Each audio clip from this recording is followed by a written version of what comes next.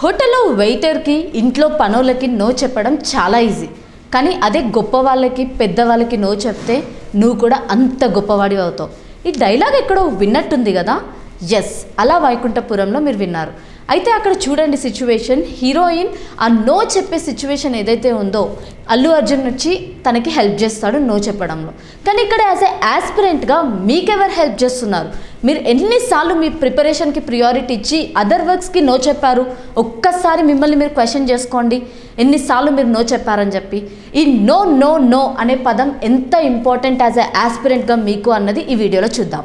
So ఇక్కడ మనం చూసుకుంటే why we are not able to say no, అసలు నేను నో ఎందుకు చెప్పలేకపోతున్నాను అని ఒక్కసారి క్వశ్చన్ చేసుకోండి. ఇక్కడ మనం చూసుకుంటే ఎన్నో సిచ్యువేషన్స్లో మీరు నో చెప్పొచ్చు, కానీ మనం చెప్పము. ఎందుకంటే ఆ మినిట్లో మనకి నో చెప్పడం రాదు. నో చెప్పడం ఎందుకు రాదు? ఎందుకంటే మనం ఎస్ చెప్పడానికి అలవాటు పడిపోయాం కాబట్టి. ప్రతి దానికి చిన్నప్పటి నుంచి ప్రతి సిచ్యువేషన్లో ప్రతి ఒక్కరికి ఎస్ ఎస్ చెప్పి మన సైడ్ నుంచి కూడా మనం ఆలోచించకుండా, మన కోసం మనం ఆలోచించకుండా ఎస్ చెప్పుకుంటూ వస్తున్నాం. అయితే ఇక్కడ మరి ఎస్ ఎందుకు చెప్తున్నాం?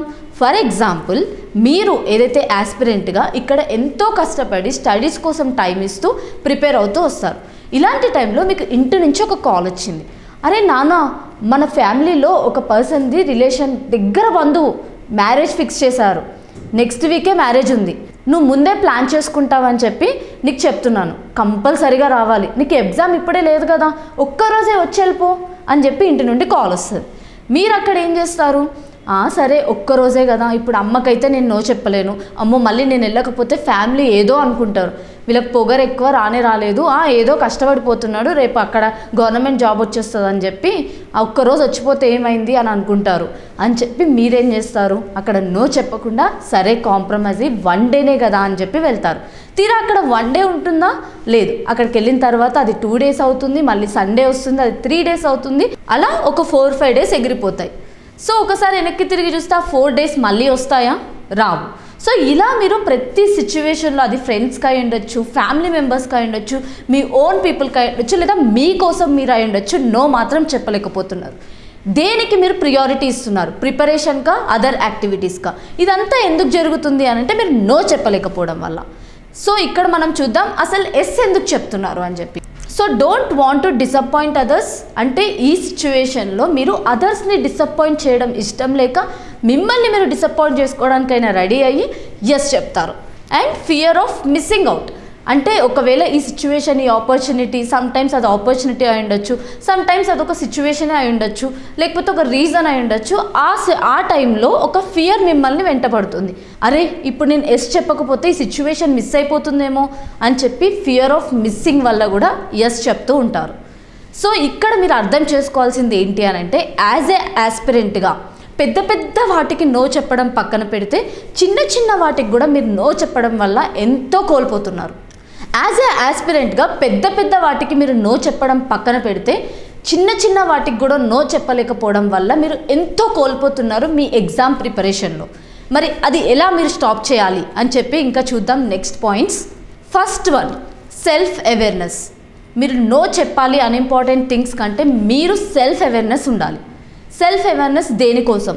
Ask why you saying yes అంటే ప్రతిసారి ఎస్ చెప్పాల్సిన సిచ్యువేషన్ వచ్చినప్పుడల్లా నో ఎందుకు చెప్పకూడదు, ఎస్ ఎందుకు చెప్తున్నాను అని చెప్పి మిమ్మల్ని మీరు క్వశ్చన్ చేసుకోవాలి. అసలు వై రీజన్ ఏంటి? నిజంగా ఆ సిచ్యువేషన్ నాకు ఇంపార్టెంటా? నిజంగా నాకు అది ప్రియారిటీయా? Is it worthy? Is it really worthy to say yes? And is it important to my life?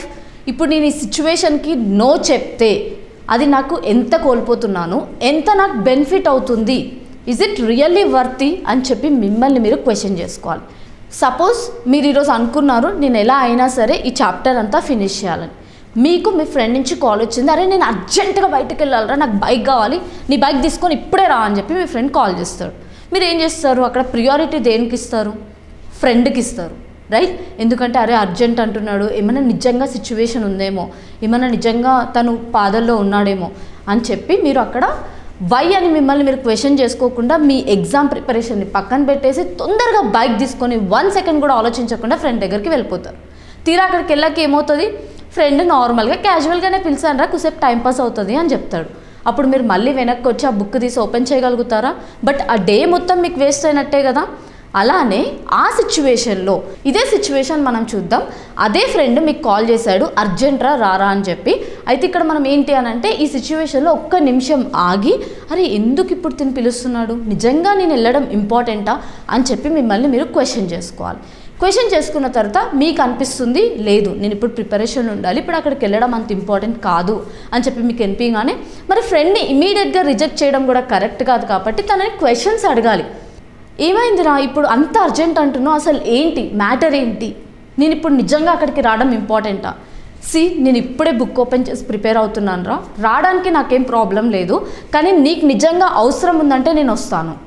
But నాకు ఇప్పుడు నేను 100% ఈ చాప్టర్ ఈరోజు నేను ఫినిష్ చేయాలని కూర్చున్నాను అని చెప్పి మీ ఫ్రెండ్కి ఎక్స్ప్లెనేషన్ ఇవ్వాలి. సో ఇక్కడ మీరు ఎక్స్ప్లెనేషన్ ఇవ్వడం వల్ల అక్కడ రిలేషన్ బాగుంటుంది అండ్ మీ ప్రియారిటీ కూడా ప్రిపరేషన్ పట్ల ఉంటుంది. సో ఒక్కసారి ఆ గ్యాప్ ఇచ్చి మీరు వై అని చెప్పి ఒక్కసారి మీరు ఆ గ్యాప్ ఇచ్చి మిమ్మల్ని మీరు క్వశ్చన్ చేసుకోవడం వల్ల ఆ ప్రియారిటీ మారి మీకు బెనిఫిట్ అవుతుంది. అక్కడ నో చెప్పడానికి కూడా మీకు హ్యాబిట్ అవుతుంది. So first point is self awareness. ప్రతిసారి మీరు నో చెప్పాల్సిన సిచ్యువేషన్ వచ్చినప్పుడల్లా ఎస్ ఎందుకు చెప్తున్నాను అని మిమ్మల్ని మీరు క్వశ్చన్ అడగాలి. And next self discipline. ఎందుకు మనం నో చెప్పలేకపోతున్నాం అని అంటే because of our self discipline. Me career పట్ల, మీ ఎగ్జామ్ ప్రిపరేషన్ పట్ల, మీ గోల్ పట్ల మీకు సెల్ఫ్ డిసిప్లిన్ లేనట్టే. ఎందుకంటే ఎస్ చెప్తున్నారు అని అంటే మీరు ఇక్కడ నో చెప్పలేకపోతున్నారంటే మీ ప్రియారిటీ ఆ సిచ్యువేషన్కే ఉంది, మీ గోల్కి లేదు అని అర్థం. మరి సెల్ఫ్ డిసిప్లిన్ని ఎలా డెవలప్ చేసుకోవాలని ఆల్రెడీ మనం ప్రీవియస్ వీడియోలో చెప్పాం. మీరు కనుక ఇంకా చూడకపోయి ఉంటే ఇప్పుడే వెళ్ళి చూడండి. And next point, understand time is most valuable. ఇక్కడ మీరు ఏదైతే ఆ సిచ్యువేషన్కి ఇంపార్టెన్స్ ఇస్తున్నారో, ఆ పర్సన్కి ఇంపార్టెన్స్ ఇస్తున్నారో దట్ ఈస్ ఫైన్. బట్ ఏదైతే ఆ టైం ఉందో మీకు ఆ టైం అన్నది చాలా ఇంపార్టెంట్. యాజ్ ఎ యాస్పిరెంట్గా మీరు 2 థింగ్స్ గురించి చాలా ఆలోచించాలి. ఒకటి ఏజ్, ఒకటి టైం. మీరు అనుకుంటారు, సపోజ్ ఫర్ ఎగ్జాంపుల్ మనం అనుకుందాం 21లో మీరు ఉన్నారు, 25 వరకు నేను ప్రిపేర్ అవ్వచ్చు గవర్నమెంట్ ఎగ్జామ్కి, ఈ 5 ఇయర్స్లో నేను ప్రిపేర్ అయ్యి ఎలాగైనా గవర్నమెంట్ ఎగ్జామ్ కొడతా అని చెప్పి. బట్ ఒక్కసారి మీరు ఈ 5 ఇయర్స్ని వేస్ట్ చేసుకున్నారా, ఆ తర్వాత ఈ టైం కానీ ఏజ్ కానీ మీ చేతిలో ఉండదు. So that is the reason time is most valuable. Me preparation అప్పుడు మీరు ఎంత టైంకి ఇంపార్టెన్స్ ఇస్తున్నారు అన్నదే చాలా ఇంపార్టెంట్. ఆ టైంలో మీరు టైమే కదా, ఇంకా ఎగ్జామ్ టైం ఉంది కదా, ఇప్పుడు ప్రియారిటీ నేను వేరే దానికి ఇవ్వచ్చు అని చెప్పి మీరు టైంకి ఇంపార్టెంట్ ఇవ్వకపోతే ఆ టైం మళ్ళీ మీకు రాదు. సో ఆ టైంని యూజ్ చేసుకోవడానికైనా మీరు నో చెప్పడం అలవాటు చేసుకోవాలి. And next point, is it really necessary? ఒక్కసారి మీరు ఆలోచించాలి, ఇప్పుడు నేను ఆ సిచ్యువేషన్లో నెససరీ ఉందా నాకు, అంటే అది నాకు నిజంగా అవసరమా? ఇప్పుడు నా ఫ్రెండ్కి వెళ్ళి నేను హెల్ప్ చేయడం నాకు నిజంగా అవసరమా? అది నిజంగా అవసరమైతే డెఫినెట్గా మీరు టైం తీసి వెళ్ళొచ్చు. బట్ అది అవసరం లేని పని, టైంపాస్ కోసం ఫ్రెండ్ పిలుస్తున్నాడు, టైంపాస్ చేయడానికే నేను అక్కడికి వెళ్ళాలి అని మీకు తెలిసి కూడా వెళ్తే that is no one can change you. So ఒక్కసారి మీరు ఆలోచించండి మీరు దేనికి ప్రియారిటీ ఇస్తున్నారని, అండ్ ఆ ప్రియారిటీ ఇచ్చేది మీకు నిజంగా నెససరీ ఉందా లేదా. ఏదైతే ఒక యాస్పిరెంట్గా మీరు ఎంతో కష్టపడుతూ వస్తున్నారు, ఎంతో చాప్టర్స్ ఫినిష్ చేస్తారు, కానీ ఎగ్జామ్ ముందు కొన్ని నో చెప్పడం వల్ల మీరు కొన్ని కోల్పోతారు. సో అవి కోల్పోవద్దు అని అంటే ఈ నో చెప్పడాన్ని మీరు అలవాటు చేసుకోవాలి. ఇక్కడ మీరు తెలుసుకున్నారు కదా ఏ సిచ్యువేషన్లో నోని ఎలా యూజ్ చేయాలి. ప్రతిసారి నో చెప్పాల్సిన సిచ్యువేషన్ వచ్చినప్పుడు ఎస్ చెప్పకుండా ఉండడానికి మిమ్మల్ని మీరు వై అనే క్వశ్చన్ రేజ్ చేసుకోవాలి. సో ఈ వీడియోలో మీకు ఏదైతే అర్థమైందో ఇంకా కూడా బెస్ట్ వీడియోస్ కోసం మనం రెగ్యులర్గా ఎస్ పబ్లికేషన్స్లో బెస్ట్ పాయింట్స్ మీద, బెస్ట్ టాపిక్స్ మీద ఎవ్రీడే వీడియోస్ లాంచ్ చేయబోతున్నాం. మరి ఇంకా మీరు సబ్స్క్రైబ్ చేసుకోకపోయి ఉంటే ఇప్పుడే సబ్స్క్రైబ్ చేసుకోండి.